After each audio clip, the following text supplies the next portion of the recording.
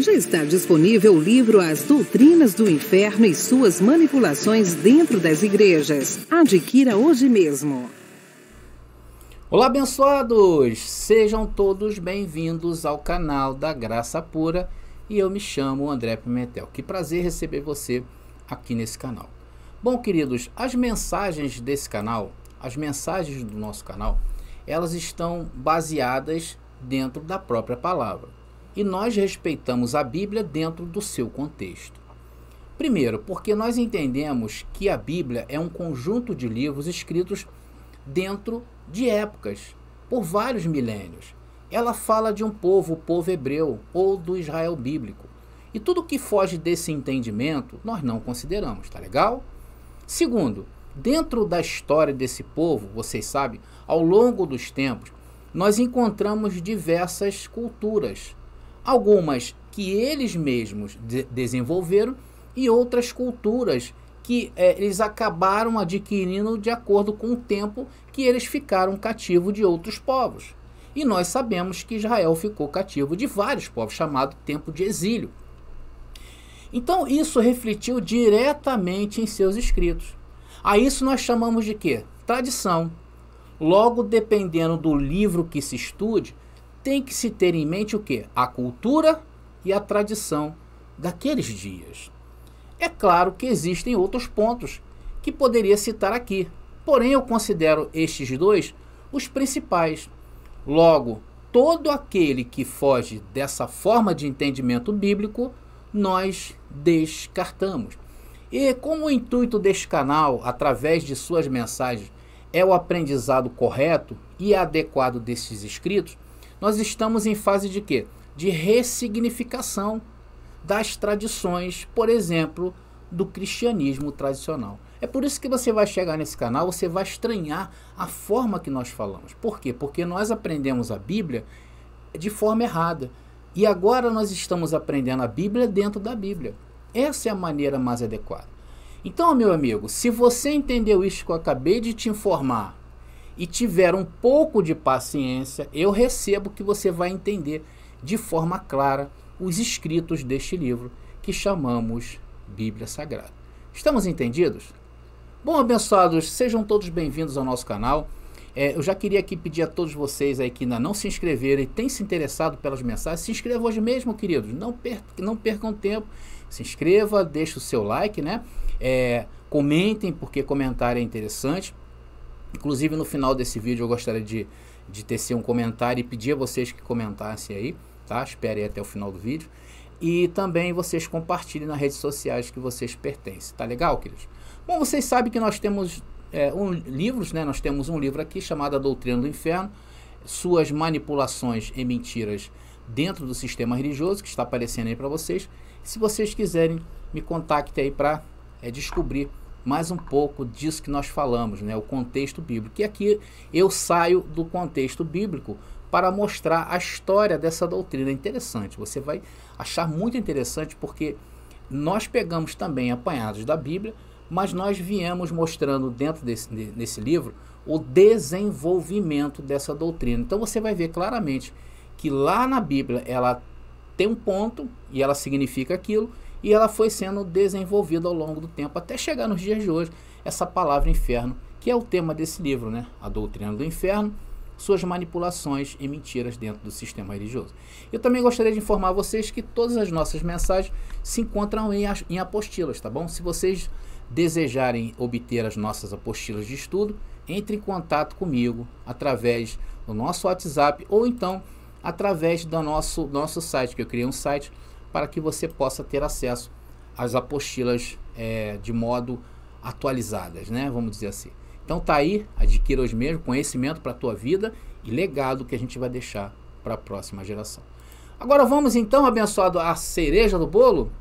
E hoje nós vamos falar de um texto que muitos do sistema religioso aplica para dizer que um dia, em um futuro, o mundo arderá em fogo, que é o texto da segunda carta de Pedro, que eu vou citar daqui a pouco para vocês. Porém, como nós informamos a vocês, neste canal não usamos um texto isolado, nós não recortamos um texto isolado para querer encaixar nos dias de hoje, e muito menos usamos este livro para provar que Deus não existe. Muito pelo contrário.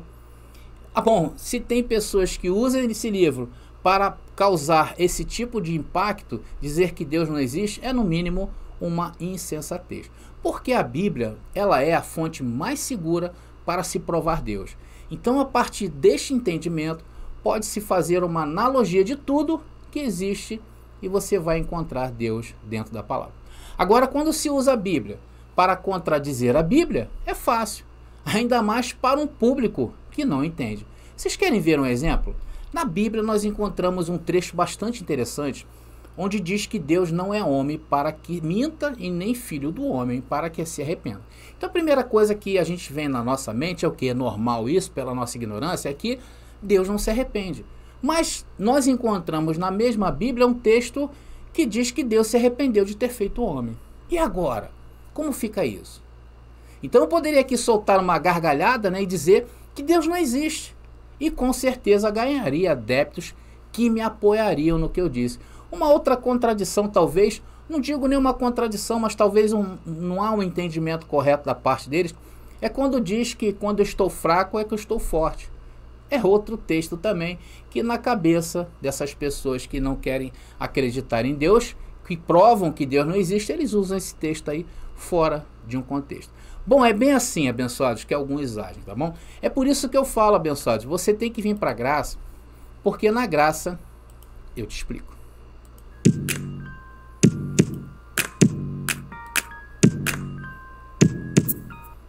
Bom, hoje essa mensagem ela é especial. Nós vamos analisar a carta do apóstolo Pedro e ela fala da segunda vinda de Yahshua. Aliás, toda a escritura fala dessa vinda. Desde quando o homem perdeu a comunhão com Deus em Adão, até o último capítulo, em Apocalipse, capítulo 22. Então a carta de Pedro, como todos os livros, jamais poderá ser entendido como algo escrito ontem. Atenção no que eu vou falar. Então o escrito da carta de Pedro não foi escrito ontem. E muito menos podemos barganhar com esses textos. Por quê? Porque eles estão inseridos dentro de um contexto rígido, conforme eu falei para vocês, dentro de um contexto judaico. Eles foram escritos em uma língua e nós precisamos entender o que diz essa língua. Nós não podemos ser ignorantes e ler um livro que foi escrito em qualquer língua, que não seja o português, ir lá no dicionário português e achar que aquilo ali é assim. Isso é uma tremenda ignorância. Então, esse livro, a carta de Pedro, ela foi escrita dentro de uma cultura. Logo, eu tenho que obedecer esse contexto, sim ou não? Se eu não obedecer, eu estou fora de contexto. Bom, então uma outra coisa bastante importante, tá?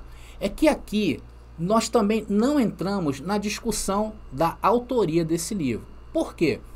Porque tem muitas tradições de hoje que não aceitam este livro. A segunda carta de Pedro é contestado por alguns estudantes, por alguns teólogos, justamente pela dificuldade de interpretação que essa carta nos apresenta, no seu teor o quê? Escatológico.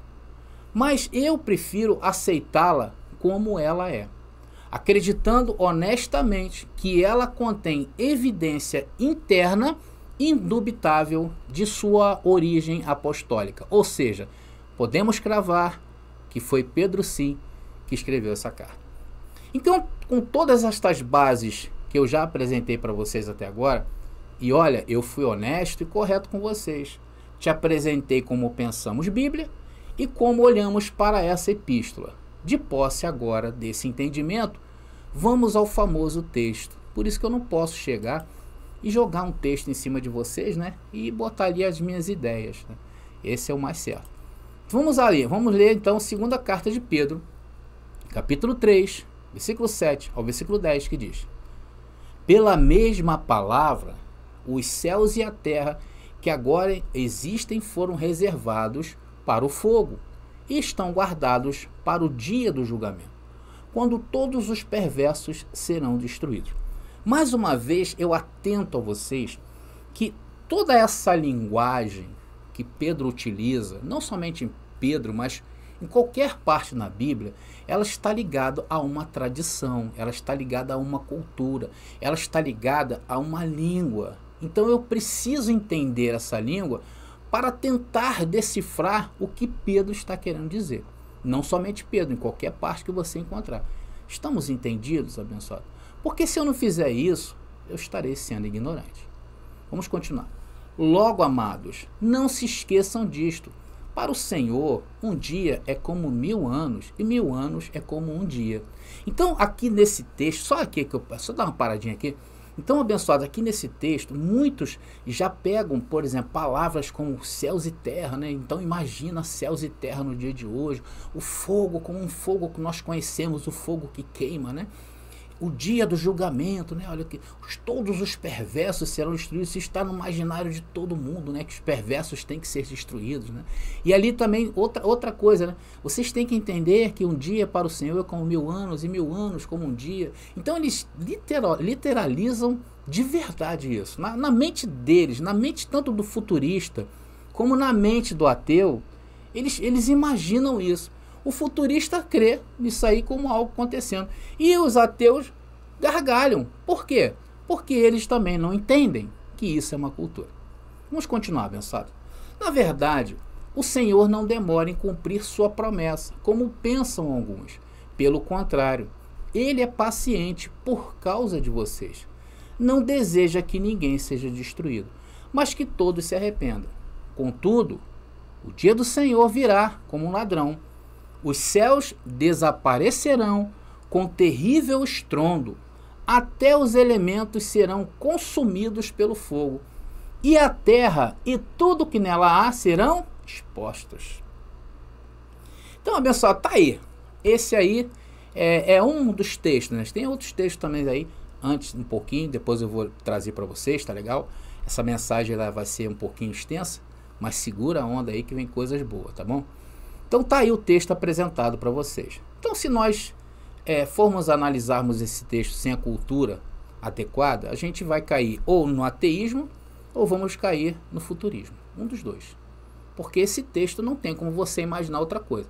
Se você não tem cultura, mas se você tem um pouquinho de cultura, tá? E isso independente de ser Bíblia, tá bom, meu irmão? Se você estiver lendo aí, por exemplo, a lenda do povo nórdico, né? Se você estiver lendo a mitologia japonesa, olha, abençoado, você vai ter que entender de tradição desses países.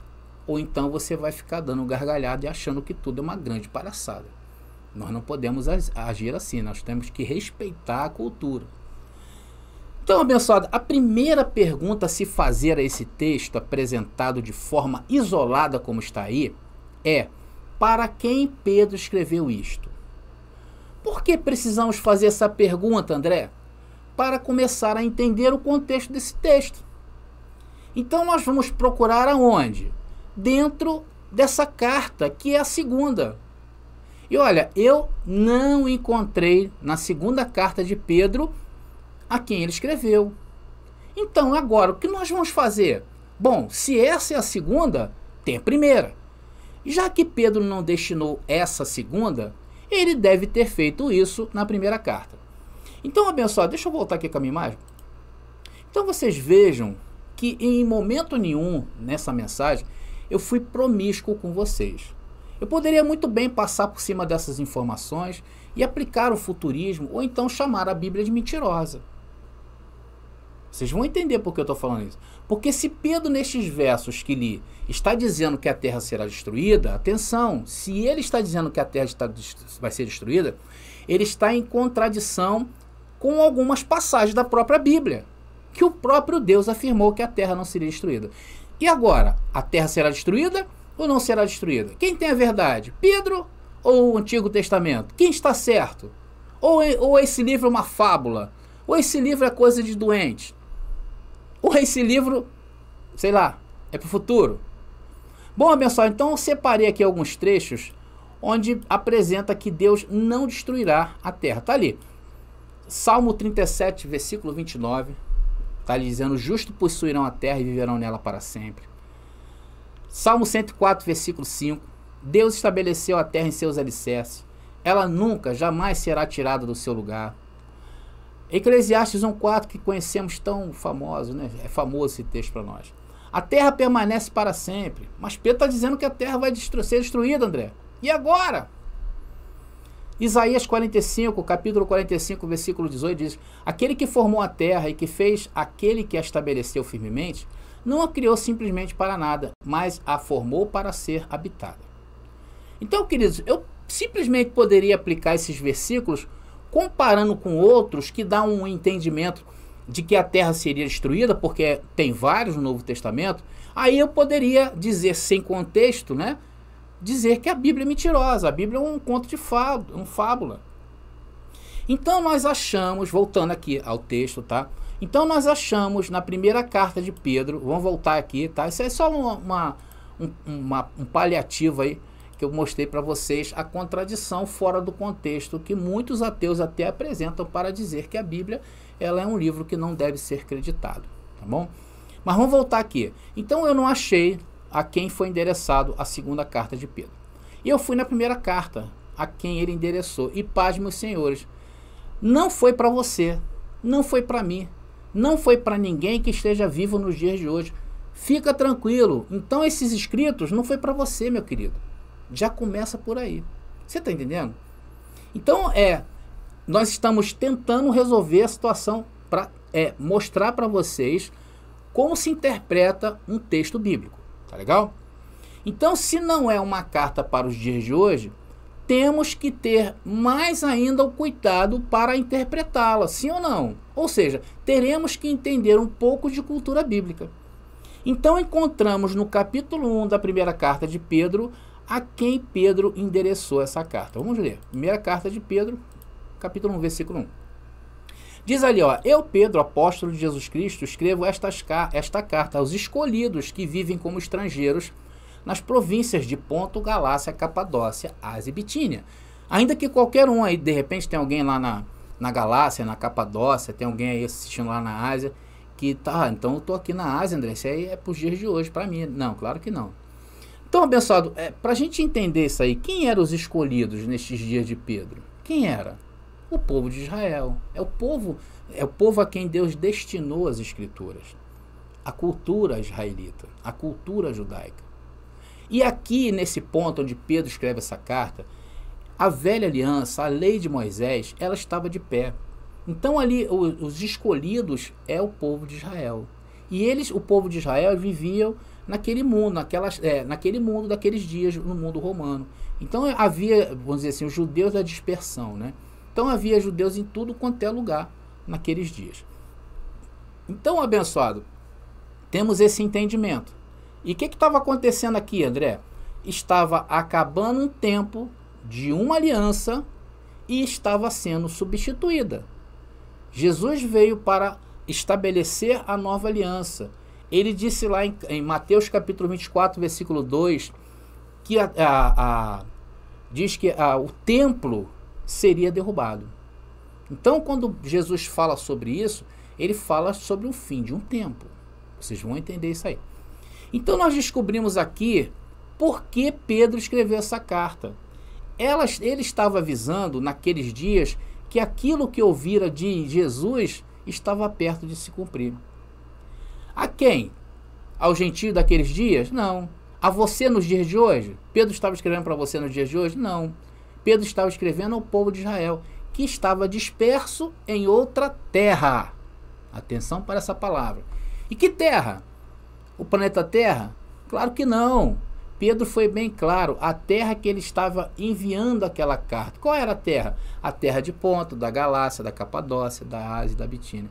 Mas André, não era no planeta Terra? Sim, abençoado, era no planeta Terra, mas você tem que entender a cultura. Quando você diz ali, quando Pedro fala que está escrevendo aos judeus da dispersão que estão nesta terra, ele está se referindo a um lugar específico. Vocês vão entender daqui a pouco. Então, abençoados, deixa eu voltar aqui com a minha imagem. Então, abençoados, segundo a regra da hermenêutica e em nome do contexto, não podemos trazer essa carta para os dias de hoje e muito menos fazer qualquer previsão atormentadora em cima dela. Nós temos que entendê-la onde? Dentro do seu contexto. Então obtivemos o suprassumo para se entender essa carta, que é para quem foi escrita e por que foi escrita, né, abençoado? E também não posso pensar nela como se enquadrasse em qualquer cultura atual. Por isso que eu falei, você não pode pegar aquelas palavras ali que a gente leu lá no texto que eu apresentei para vocês e ir para o dicionário português, porque vai te dar uma outra ideia. Aí vai te dar a ideia do futurismo.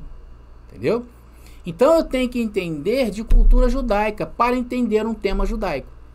E não é o entendimento judaico atual, tá bom, queridos? Não é o entendimento hoje judaico que se tem. É o entendimento judaico daqueles dias, para trás e não para frente. Essa é a forma correta de se interpretar a Bíblia. É olhar para trás, lá no passado dela, para entender o que você está no presente, está estudando. Para fazer previsões. E aí todas as previsões se encerram no ano 70. Então não vamos encontrar, por exemplo, nada parecido com qualquer escrito nos dias de hoje, com qualquer fenômeno natural nos dias de hoje, ainda que se apresente fenômenos, porque sempre existiu fenômenos. Estamos entendidos, abençoado? Vamos encontrar, sim, símbolos da tradição judaica. E ao olharmos o texto que lemos no começo, nos deparamos com uma linguagem estranha. Eu vou colocar novamente para vocês o texto. E dessa feita eu botei em letras maiúsculas as palavras-chave aí de 2 Pedro, capítulo 3, versículo 7 a 10. Veja bem, palavra. Que palavra é essa? A Bíblia, né? A Taná. Pedro faz uma alusão a Taná, que é a Bíblia judaica. Os céus e terra. Veja, o fogo, dia do julgamento, os perversos serão destruídos. Então você não pode ter, por exemplo, pegar essas partes que estão em maiúsculas e entendê-la dentro da cultura de hoje. Um dia é como 1000 e 1000 como um. Cumprir sua promessa. Veja bem os textos. Ninguém seja destruído, mas que todos se arrependam. O dia do Senhor. Um ladrão virá como um ladrão. Os céus desaparecerão. Os elementos, o fogo de novo, a terra. Então todos esses destaques aí que eu mostrei para vocês são palavras para entender dentro da palavra. Você não pode tirar essas palavras e tentar trazer para a língua portuguesa e expor uma ideia. As imagens aqui empregadas pelo apóstolo naturalmente sugerem o quê? A ideia da dissolução total pelo fogo de toda a substância de tecido de criação material. Não apenas a Terra, mas o sistema ao qual ele pertence, ou seja, todo o universo. Então, se nós formos fazer isto, né, descontextualizar esse texto e aplicar nos dias de hoje, nós vamos ter essa ideia realmente de que a Terra será destruída, que nada ficará de pé. E isso, queridos, sem dúvida, é a noção popular da consumação final que se espera que encerre a ordem atual das coisas, como os futuristas. Né? Os futuristas creem dessa maneira, que é hoje 90% da cristandade atual. Eles esperam o quê? Eles esperam o fim do mundo. Eles esperam o fim do mundo. Por isso que quando a gente está ressignificando a palavra dentro do seu contexto, nós podemos afirmar que esse mundo ao qual a Bíblia expressa de destruição não é o mundo cosmos. Aí muita gente pode até rir, né? Ou então, por outros pretensiosos em dizer que a Bíblia se contradiz e provar que Deus não existe, por exemplo. Aí vão começar a botar contradição. Porém, amados, atenção, um pouco de reflexão, não precisa muito não, tá? Um pouco de reflexão, no entanto, e um melhor conhecimento da linguagem simbólica da profecia será suficiente para modificar tal conclusão e levar a uma interpretação mais de acordo com a analogia de descrições semelhantes nos escritos proféticos. Então, em primeiro lugar, é evidente na face da questão que está dizendo aí uma conflagração universal, uma destruição de todas as coisas, como pode ser chamado, foi considerado pelo apóstolo como as vésperas da ocorrência do fim. Vamos ver. 1 Pedro, capítulo 4, versículo 7. 1 Pedro, capítulo 4, versículo 7. Era Pedro anunciando que aquele fim que ele está falando estava próximo. Está entendendo? Esse é o ponto. Diz ali, 1 Pedro, capítulo 4, versículo 7. E já está próximo o fim de todas as coisas. Portanto, sede sóbrios e vigiar em oração. Então, Pedro está dizendo que está chegando o fim. A consumação estava tão próxima que é descrito por ele como um evento a ser procurado e apressado. 1 Pedro capítulo 4, versículo 12. Essa é a ideia que Pedro está passando em sua carta, não somente em um texto isolado. Diz: amados, não estranheis a ardente prova que vem sobre vós para vos tentar, mas como se fosse como se coisa estranha vos acontecesse. Então segue-se, portanto, que não poderia ser a destruição ou dissolução literal do universo ou do globo terrestre, né? Então, abençoado, é impossível a gente pegar esses textos e subvertê-los. Porque aqui existe um espírito da profecia. Por que não pode ser, André? Porque se assim fosse, nós não estaríamos aqui para contar a história. Porque Pedro fala de um fim iminente. Um fim rápido. Não um fim de 2000 anos. Mas havia, no momento em que essa epístola foi escrita, uma catástrofe terrível e quase imediata e iminente. Então é isso que Pedro está escrevendo. E o que Pedro está escrevendo é verdadeiro. No texto encontramos a frase, o dia do Senhor. Há muito tempo, essa frase é uma frase célebre dentro do judaísmo. Há muito tempo haviam profecias, tá? Tanto na parte profética como na lei, tá? Que estava se aproximando o dia do Senhor. Estava chegando o dia rápido e repentino, que vem como ladrão durante a noite. Então, um dilúvio, atenção, um dilúvio ardente de ira e julgamento que dominou a terra e a nação culpada de Israel, destruindo e dissolvendo suas coisas terrenas e celestiais. O templo, deixa eu voltar aqui comigo. O templo, atenção, abençoados, o templo para Israel representava tudo isso que eu estou falando. Tanto as coisas terrenas como celestiais. Isto é, suas instituições temporais e espirituais. Um fato indelevelmente impresso nos anais da história. Ou seja, nós temos vários relatos de historiadores contemporâneos daqueles dias que deixaram estes registros de que foi aqueles dias o dia do Senhor. Qual foi, André? O dia que Jerusalém foi destruída e o templo foi jogado abaixo.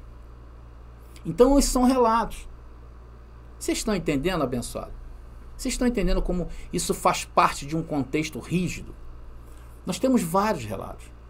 Então chegou nesse momento a hora do cumprimento dessas previsões. É por isso que eu falei que nós temos que ir lá atrás na Bíblia para procurar o que está sendo falado no presente e entender o futuro que aquele autor está se referindo. Porque senão um futuro na escrita será sempre futuro. Por isso que muita gente hoje usa o futurismo para colocar essas coisas na mente das pessoas, sendo que isso é uma tradição judaica. Vocês estão entendendo, abençoado? Então, quando o apóstolo escreveu que ele declarava que era a última hora, e as próprias provocações que haviam dos escarnecedores estavam verificando o fato. Somos, portanto, levados à inevitável conclusão de que foi a catástrofe final da Judéia e Jerusalém. Não tem como nós pensarmos diferente. E isso foi predito por Yahushua em sua profecia no Monte das Oliveiras e tão frequentemente mencionado pelos apóstolos. Aqui Pedro alude nas imagens simbólicas que parece implicar numa dissolução ou uma destruição do universo material. Vocês estão entendendo, abençoados? E o que estamos fazendo aqui com vocês? O que nós estamos fazendo agora explicando esse texto? Nós estamos explicando dentro do contexto. E que contexto é esse, André? Eu estou dizendo que isso vai acontecer ainda? Não. Eu estou buscando o entendimento dentro da própria palavra. Em segundo lugar, devemos interpretar esses símbolos de acordo com a analogia das Escrituras. Eu não posso achar que isso aí pertence aos dias de hoje. Isso pertence a uma simbologia rígida, a uma analogia judaica. A linguagem da profecia é a linguagem da poesia, meus irmãos, e não deve ser tomada no sentido estritamente literal. E felizmente, Não há falta de descrições paralelas nos profetas antigos falando sobre esse acontecimento. E dificilmente há uma figura aqui usada por Pedro da qual não possamos encontrar exemplos no Antigo Testamento. É só você olhar para trás. E, portanto, ser fornecido como uma chave para o significado de símbolos semelhantes no Novo Testamento. Isso prova, por A mais B, que o contexto é totalmente judaico. Irmãos, uma outra coisa muito importante também, e essencial para todo estudante da palavra, é ver a palavra no seu original. E nesse texto aí que nós estamos analisando, isso também não pode passar desapercebido. Aí foi escrito em grego. Vamos ver, abençoado, algumas partes aí que eu separei aqui em grego, tá bom? Eu vou trazer esse entendimento também, que é muito importante, e isso corrobora com isso que nós estamos mostrando aqui. Então diz ali, olha, pela mesma palavra, os céus, a terra, e tem outra a palavra ali em grego, né, que eu vou explicar daqui a pouco, que agora existe, reservado pelo fogo, estão guardados para o dia do julgamento. E aí vai, né, a repetição aí de 2 Pedro, capítulo 3, versículo 7 ao 10. Abençoado, essas duas palavrinhas juntas que eu botei ali, que é fogo, né, palavras, céus e a terra, tá? Essas duas palavrinhas juntas, no começo aí desse versículo, em grego se chama oranos e gé, tá? E juntas nessa frase, ou em qualquer parte da Bíblia onde você encontrar ela, tá? Significa o quê? O templo de Jerusalém e a terra que Israel habitava.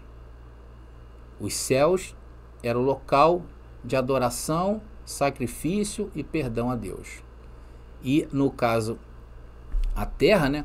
No caso a terra aqui, ela era a terra prometida por Deus quando tirou o povo do Egito. Então a palavra céus, em várias passagens da Bíblia, atenção, quer dizer lugares espirituais, tá bom?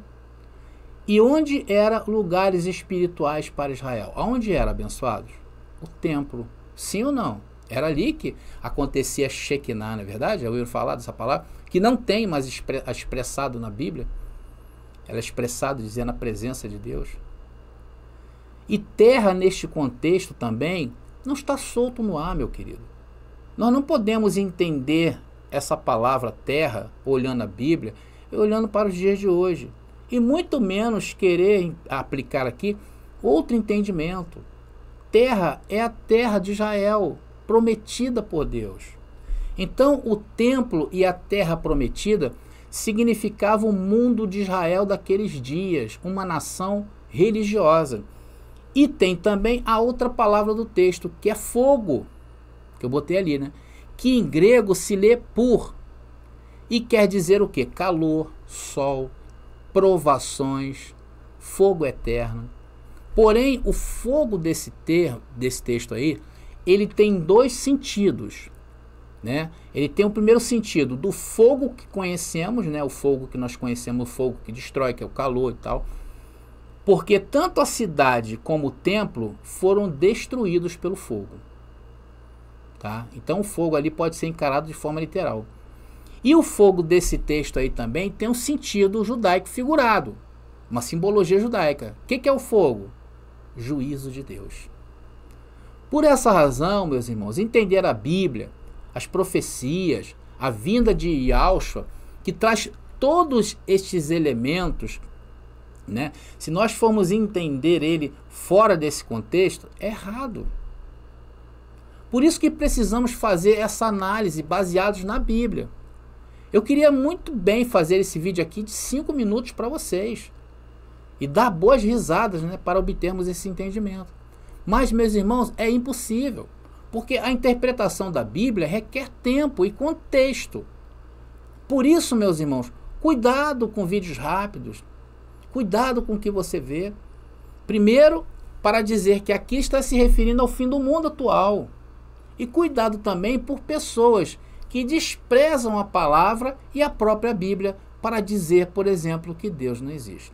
Forçando textos sem contextos para tentar, em argumentos vazios, escravizar suas vidas em cima de teorias da conspiração. Bom, abençoados, estamos chegando ao fim dessa mensagem, que se vocês quiserem eu posso continuar, tá bom? Ainda tem aqui, nessa mesma passagem aí, eu tenho como explicar para vocês um dia para o Senhor como 1000 anos e 1000 anos como um dia. Se vocês quiserem eu posso trazer esse entendimento. Também falar que elementos são estes que Pedro diz que serão destruídos, né? A terra e as obras que nela há se queimarão. Vocês precisam entender isso. Então, se você quiser uma segunda parte, eu só vou fazer se você quiser. Deixe nos comentários, tá bom? Dizendo que querem sim uma continuação desse tema, que eu considero muito importante para todos nós, porque apontam para o fim dos céus e terra daqueles dias, tá? Para vir o quê? Novos céus e nova terra. O vinho novo, nunca experimentado por ninguém. E Deus hoje decidiu derramar estes vinhos em nossas taças para a sua honra e a sua glória. É por isso que eu digo, meus irmãos, nós precisamos nos qualificar bastante, porque mais e mais seremos afrontados e confrontados. E à medida que vamos crescendo, mais e mais pessoas virão nos perguntar e nós teremos que estar afiados para receber esse povo com toda a elegância que eles merecem. E nós precisamos entender isto para tirar as dúvidas da cabeça dessas pessoas. E isso eu considero uma obrigação. Por isso que não somente este tema, como outros temas, vocês encontrarão aí nas nossas apostilas já disponíveis para você, tá bom? E com certeza, fazendo isto, estaremos também deixando um legado para as próximas gerações, para que elas não precisem se contaminar primeiro com o cristianismo tradicional e nem cair nas arapucas do ateísmo, que é um labirinto sem volta. Por isso eu recomendo para você, adquira hoje mesmo, tá legal? Se eu fosse você, não perderia tempo. Será um investimento de peso muito grande na sua vida e para aqueles que vão te escutar. Talvez ainda a ficha não caiu sobre esse trabalho que nós estamos fazendo para todos vocês. Quem já adquiriu, sabe do que eu estou falando. Bom, abençoados, me perdoe, a mensagem foi um pouco longa, mas foi necessária. Se você não entendeu, veja de novo, eu recebo que você vai entender sim. Tá bom, meu queridos? Eu vou ficando por aqui. Graça e paz e até a nossa próxima mensagem. Você pediu nossos estudos em apostilas? Já chegaram e estão disponíveis. Elas estão divididas em 10 temas com referências, esboços e comentários. Ideal para quem quer ensinar em família, em reuniões ou mesmo para quem deseja abrir um canal no YouTube. Faça contato agora mesmo pelo nosso WhatsApp 21 979 87 46 68 21 979 87 46 68. Nossas apostilas foram feitas para você ensinar com qualidade e harmonia com a palavra.